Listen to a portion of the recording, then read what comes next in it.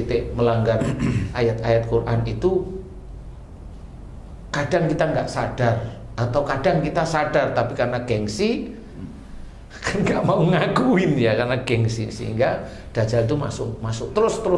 Nah, disitulah sebenarnya dianjurkan untuk tidak boleh dihadapi istilahnya. Makanya yang bisa menghadapi hanya cuma satu, yaitu Isa Al-Masih. Memang beliau yang diizinkan oleh Allah Ta'ala menurut hadis itu beliau. Kalau saya sih semampu saya aja, kok kayaknya beberapa kali saya bertemu dengan orang yang ada Dajjal, ya Alhamdulillah diizinkan untuk membaik di titik itu. Nanti Dajjal yang berikutnya yang masih ada di dalam keluar lagi. Ya Bunda ini kan sudah tiga pertemuan ini dengan saya. Jadi tidak ada masalah, itu nanti Dajjal itu akan keluar terus. Nah, semakin banyak keluar dari tubuhnya Bunda, semakin sedikit Dajjalnya. Istilahnya semakin ilmu pelet itu semakin luntur. Nah, itu sebenarnya seperti itu, Ustaz. Ya, mudah-mudahan. Kok dia tahu katanya? Gimana? Kok dia tahu? Siapa? Ini ngomong gitu dia? Iya. Dijawab aja, lah kan Ustaz Danu insya Allah tahu gitu. Dia ngakak dia. Ya. Itu ngakak. Apa yang mau kamu izinin sama Ustaz Danu, mumpung ini ketemu sama Ustaz Danu, coba tanya gitu Ustaz.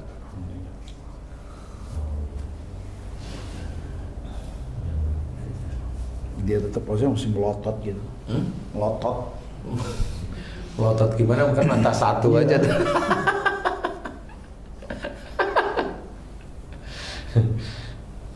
Kalau Bunda masih ada yang ngomong di sini. Alhamdulillah tadi dia ternyata ada di hati ya Ustaz ya. Iya. Dia hilang pergi gitu. Sebenarnya nggak pergi, ngumpet. Tapi udah nggak ada kan Ustaz. Ya nggak apa-apa lah. Tapi kan gini, maksud saya itu, kalau kenapa saya bilang dia ngumpet, nggak apa-apa Bunda sebenarnya. Jadi lebih baik kita tahu jujur daripada saya membohongi. Ya. Kalau itu ngumpet ya saya bilang ngumpet.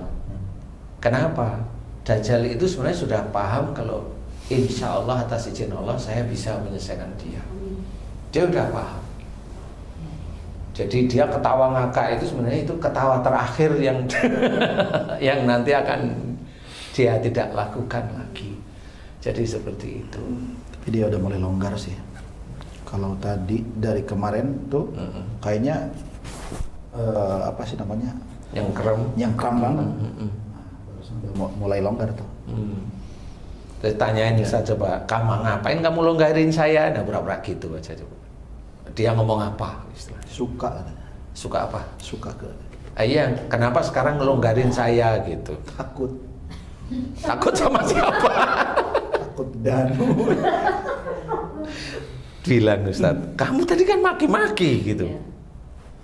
Canda kata malah. Lah, berarti memang orang yang maki-maki katanya bercanda itu memang itu yang tidak boleh oleh Allah Ta'ala kan ya.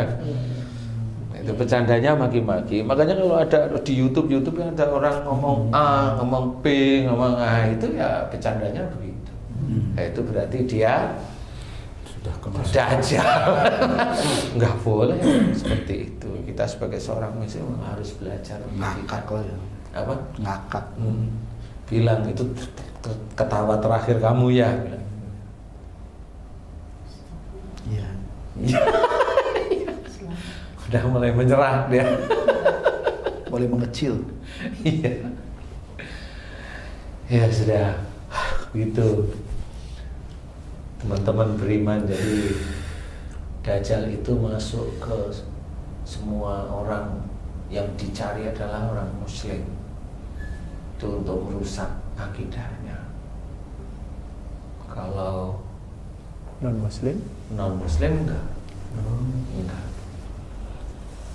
Enggak dicari, enggak. Jadi dia hanya cara berpikirnya dia aja sendiri. Nah, kalau muslim memang dikejar. Karena Dajjal itu memang tugasnya untuk mengkafirkan orang-orang muslim. Tugasnya memang seperti itu. Kalau orang yang bukan Islam karena memang sudah bukan Islam. Ya karena memang bukan Islam aja. Seperti itu. Jadi ya memang fitrahnya seperti itu, mau bilang apa? Ya kan nggak boleh protes kita. Apa Ustadz mau? Enggak lah ya. Makanya karena fitrahnya kan sendiri-sendiri ya. Jadi ya seperti itu. Insya Allah seperti itu. Nggak usah takut. Ada nggak ciri-ciri orang yang kalau saya kan kami berdua ini kan dekat dengan Ustadz. Artinya kalaupun ada sesuatu yang muncul itu beraroma dajjal, kan kelihatan. Nah, kemudian kami juga merasakan gitu kan. Nah, kira-kira kalau di orang awam yang muslim tapi awam untuk mengetahui bahwa dia itu ada dajjal atau tidaknya, itu kelihatan nggak dari sisi apanya, Ustaz kira-kira? Gini, sebenarnya untuk melacak itu gampang-gampang mudah ya. Repotnya itu begini, sebenarnya itu bisa dilihat dari sehari-hari. Seseorang dengan bicara nada agak keras, agak tinggi, itu insya Allah sudah pasti ada. Oke. Pemarah, nada aja keras atau tinggi, itu insya Allah pasti ada. Karena orang dengan nada begitu pasti emosional, pasti ngerendahin orang lain. itu kalau nada tinggi. Sombong bisa. Sombong jelas. Oke. Takabur, Jelas itu. iri, Jelas itu. memfitnah, Jelas. dengki. Sama terus. Betul. Ya, memang. Makanya yang kalau orang awam itu dilihat dari nada bicara dulu. Baik. Seperti itu. Khawatirnya gini kan, ada teman-teman netizen yang nonton kita nih, nonton saya gitu kan. Dia bertanya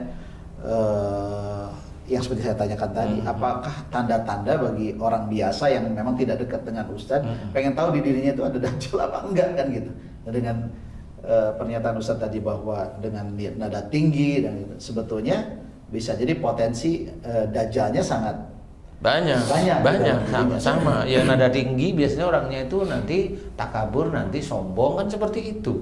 Ujub riya itu kan selalu aja di titik-titik itu ya. Karena memang ada yang namanya ujub riya itu tetap masih ada dajjalnya, karena memang itu orang tidak tahu, karena orang kan diem gini ya. Bisa aja orang itu kelihatannya dia itu umpamanya dakwah, umpamanya orang kan nggak tahu, diem kelihatan gantengnya, kelihatan, nggak taunya dia LGBT umpamanya lah kan. Itu udah dajjal terus-terusan seperti itu. Atau hubud dunia ya. Hubud dunia itu jelas sekali, hubud dunia itu jelas sekali. Jadi disinilah sebenarnya saya di MNC TV itu kan mengajak, atau di YouTube saya itu selalu mengajak ke arah akhlak Rasul yang baik. Bicara ya yang lemah lembut, pikiran ya jangan suuzon. Kalau itu saudara kita ya janganlah punya pikiran ya kita itu mau menyerang saudara kita. Kalau tidak tahu, karena tidak tahu apa? Tidak tahu, benar-benar tidak tahu ilmunya, tidak ini, tidak tanya, tidak ini, kemudian ngomong, itu kan jadi fitnah. Nah, kalau itu dilakukan oleh orang-orang yang berpeci seperti kita ini, ya dia tetap itu dajjal itu akan masuk. Nah, sekarang gini Ustadz, kalau memang itu potensi, katakanlah di setiap orang muslim itu adalah dajjalnya ada dengan ciri-ciri tadi. Nah, kira-kira untuk menjauhkan ya atau bahkan mengeluarkan kalau memang ada itu harus seperti apa? Apakah harus bertobat, harus istighfar, setiap apa yang dilakukan harus diawali dengan seperti apa? Seperti itu, Ustaz. Jadi selama ini yang saya amati itu sangat susah sekali Ustaz. Jadi kalau orang muslim pun kalau mau mengeluarkan dajjal, dia akan sangat susah. Dia harus betul-betul punya guru beneran yang paham tentang perilaku dajjal.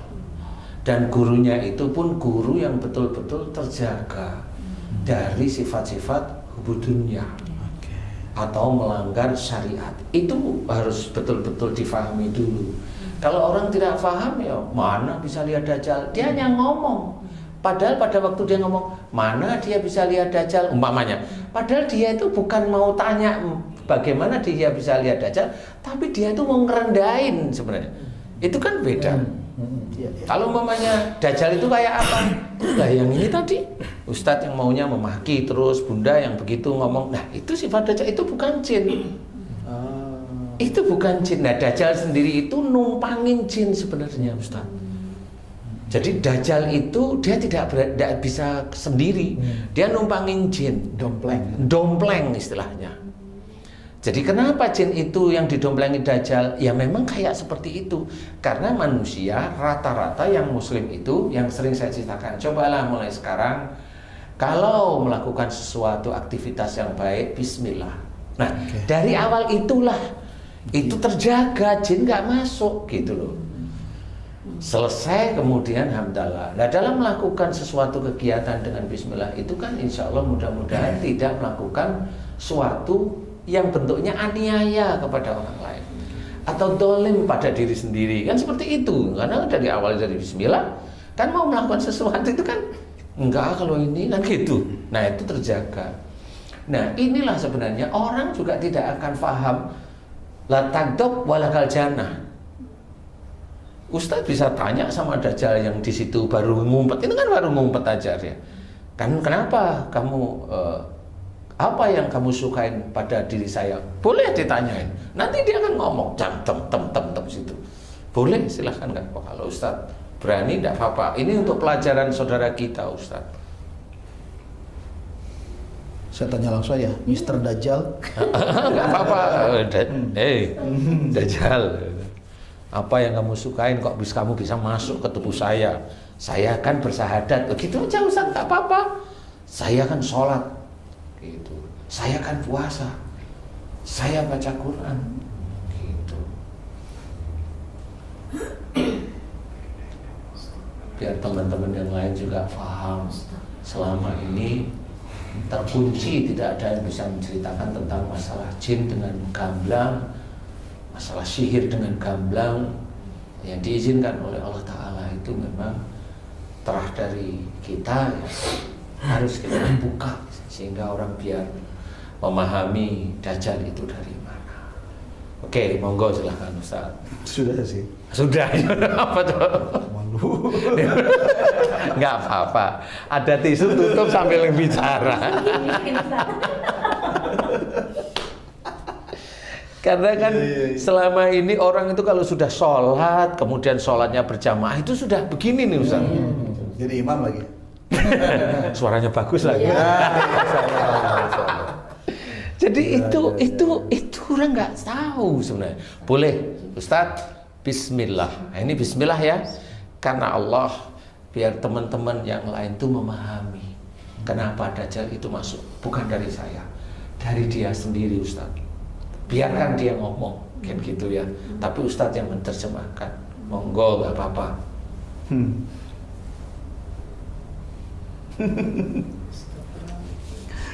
Aduh, apa ya? Ini pribadi banget. Bismillah. Iya, gimana memang? Kamu sebenarnya suka marah ya. Saya itu suka sama kamu karena kamu suka marah, tapi kamu marahnya dipendam. Satu. La tagdob walakal jannah itu sebenarnya udah tersebutkan. Jangan marah bagimu surga. Tugas Dajjal adalah mengkafirkan orang Muslim. Makanya kenapa hadis tersebut diceritakan, jangan marah bagimu surga, salah satunya itu. Kalau marah Dajjal itu akan masuk. Selain jin, Dajjal itu nanti akan menguasai. Itu sih yang paling tinggi. Tuh, nomor 2.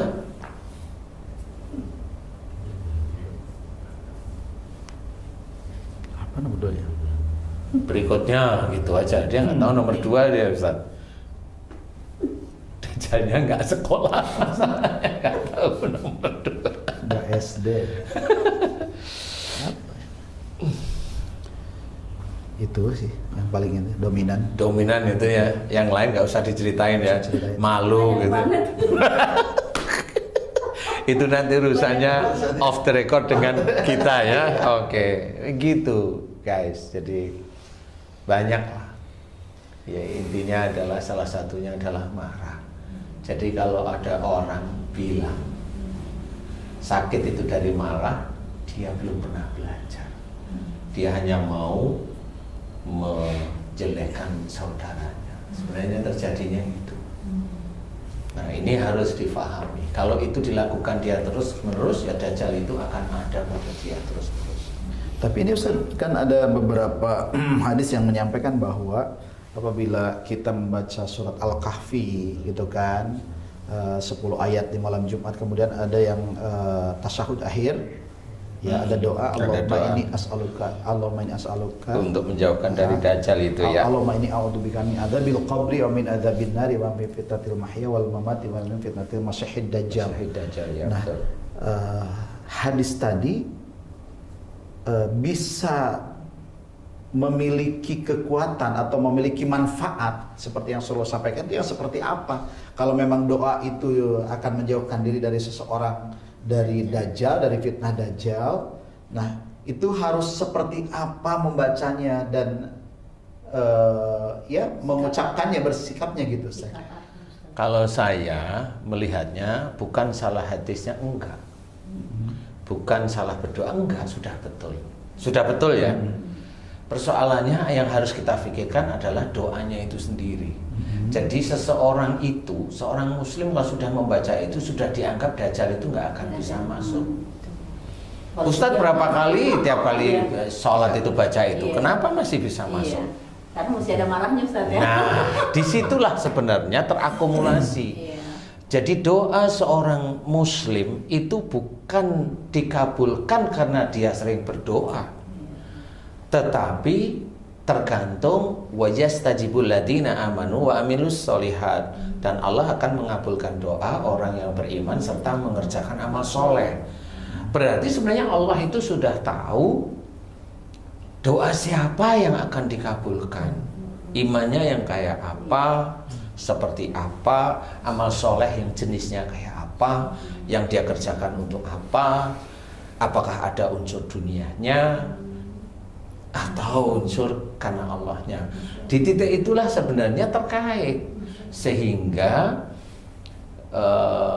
doa yang biasanya kita doakan setiap kali tahiyat akhir itu ya tidak akan mempan kalau orang itu ada marah, ada sombong, ada ujub, ada riya, ada iri, ada dengki, macam-macam yang memang itu dilarang oleh Allah Ta'ala, kan Allah melarang. Atau mungkin karena niatnya yang salah juga ya Ustaz.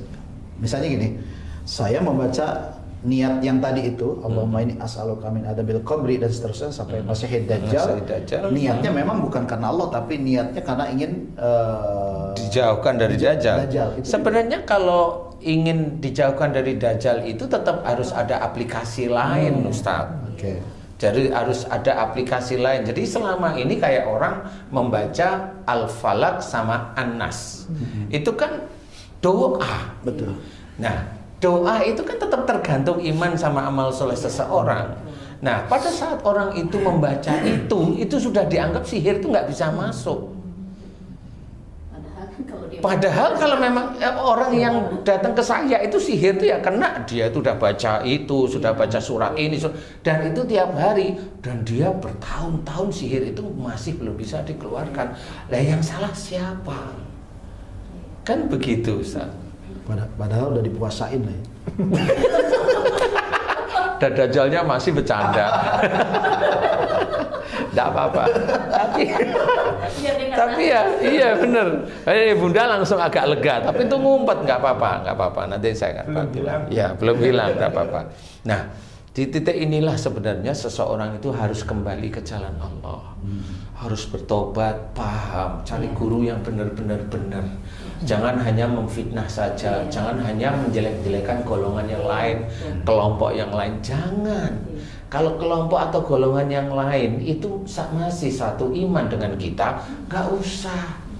Bisa aja kita itu malah yang salah daripada dia, malah kita yang salah nantinya. Atau merasa benar sendiri, sudah merasa paling surgawi. Iya, itu juga nggak boleh seperti itu. Nah, inilah yang terjadi pada saudara-saudara kita, barangkali ada pada diri kita sendiri. Coba lihat guru-gurunya, hobinya dia itu memfitnah saudaranya enggak? Kalau memfitnah saudaranya lepas dari situ. Nanti orang seperti ini, umpamanya kita sering, wah iya, terus akhirnya ngecek golongan saudara kita yang lain, kita masuk lokomotif situ, kita jadi gerbong, besok di akhirat ikut. Kalau gurunya itu masuk neraka, ya kita ikut masuk neraka. Nauzubillah, summa nauzubillah. Nah, ini orang nggak pernah paham. Dianggap kalau udah ngecek itu udah seneng. Jangan. Berarti supaya kita nggak kena dajjal itu adalah amanu wa amilus sholihat. Iya, insya Allah. Nah, itu kan banyak. Makanya istilahnya kalau dalam Quran diceritakan atiullah wa atiur rasul. Taatlah kepada Allah dan taat kepada Rasul. Kalau saya menerjemahkan taat pada Allah itu kerjakan apa yang ada dalam Quran. taat pada Rasul, kerjakan sunnah Rasul. Kan seperti itu, sehingga dengan itulah kita terjaga.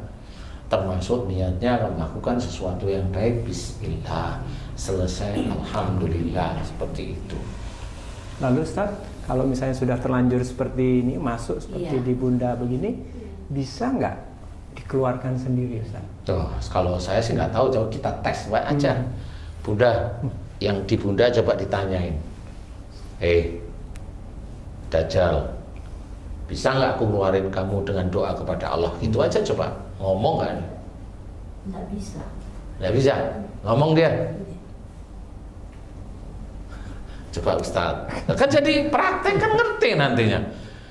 Orang yang sekelas Ustadz nih, yang mencoba mencerahkan hati, coba tanya, Dajjal, kamu akan saya keluarkan gitu, coba.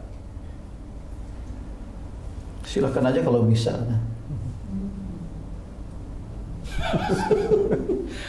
Itu kan tantangan sambil nyengir. Iya. Silakan aja kalau bisa. Iya. Gitu pakai gitu ya. Ngenyek. Ya. Nah, itulah yang harus kita pahami. Jadi betul-betul kita harus belajar benar. Pelajaran dari guru-guru kita itu sebenarnya juga baik.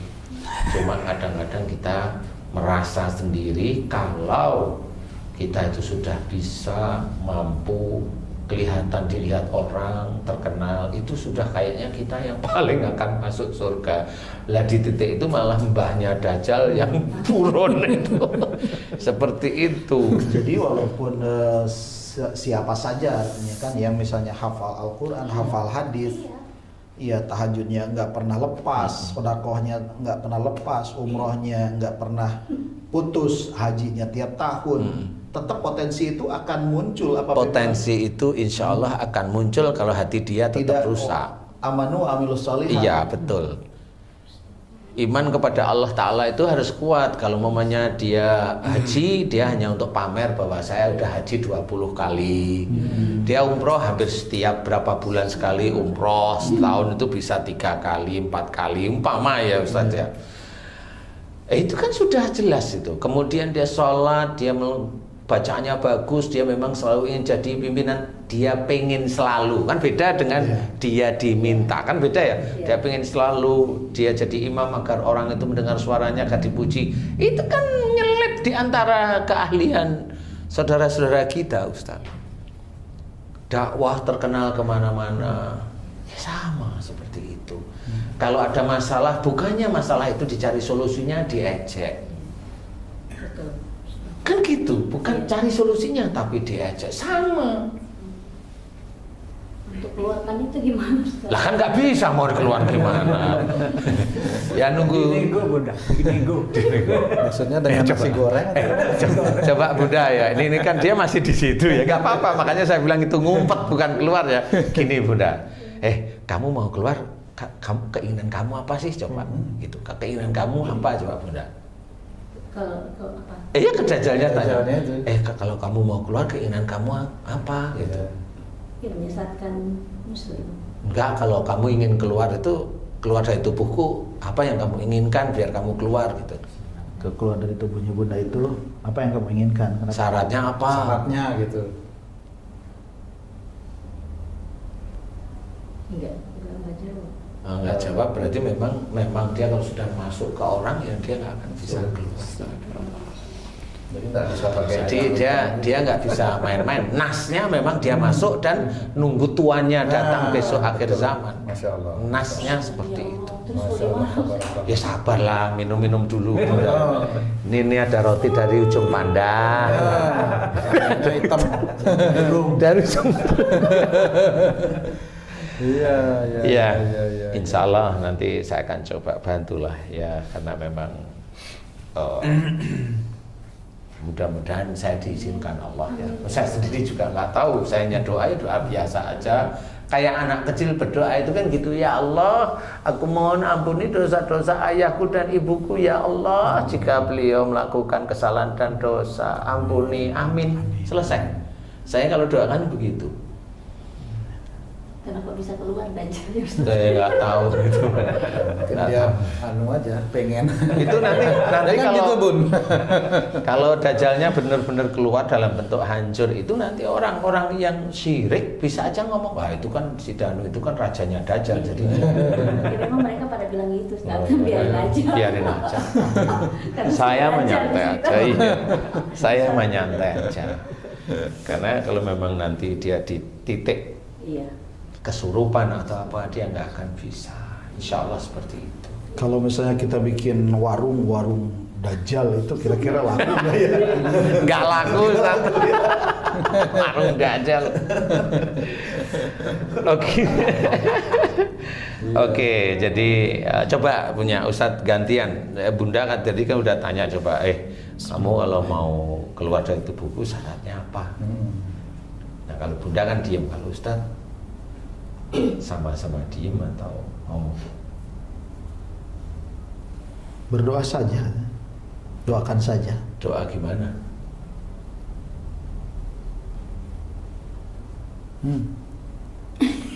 Katanya.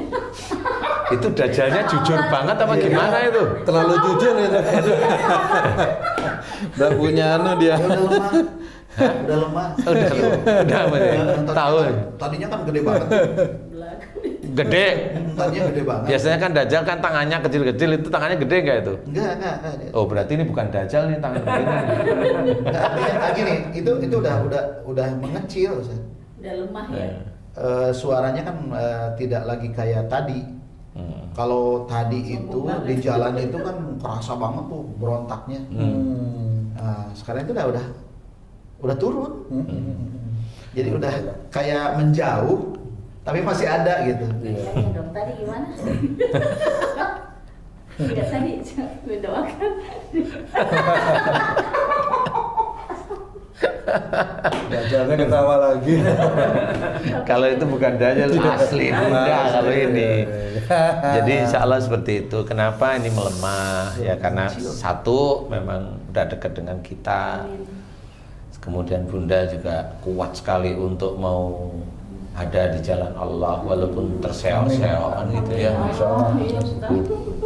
Kemudian Ustaz Tasya juga iya, nah dia melemah istilahnya. Tapi ya akhirnya kan paham bahwa Dajjal itu masuk ke semua lini, bukan di tempat-tempat yang kita lihat dengan mata kita seperti orang jelek jahat, enggak ya ke kita. Makanya kenapa syariat Islam itu diceritakan orang-orang menjalankan itu Allah tidak memilih muka, pakaian, bangsa, tidak, tetapi yang Allah pilih adalah ketakwaan. Inna akramakum Indallahi atqakum itu. Makanya di sini harus kita fahami, walaupun kita hafal, tetapi kan takwa itu apa? Takwa itu ya dari mulai kita bangun dari tidur itu ya bersyukur, berdoa, disyukuri, kemudian apa yang dikerjakan itu betul. Itu kan ketakwaan kepada Allah Ta'ala, mengikuti sunnah Rasul. Kemudian sehari-hari kita menjalankan apa, kemudian dengan orang yang kita sukain bagaimana. Kalau dengan orang yang dekat dengan kita selalu meninggikan biar